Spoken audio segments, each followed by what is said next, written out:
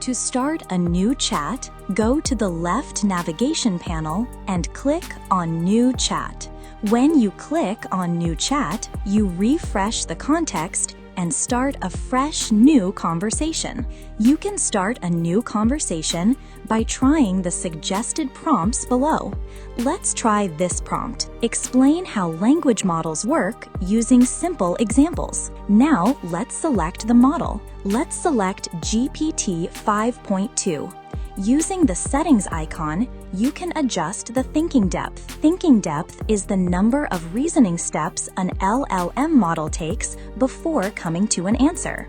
You can adjust the thinking depth between none to extra high. So let's keep it high.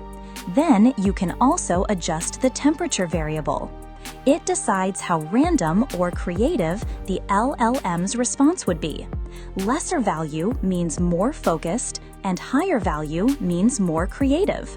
Now click on Send. So we have received a detailed prompt on how large language models work with examples. So this how you can start a new chat in Qolaba.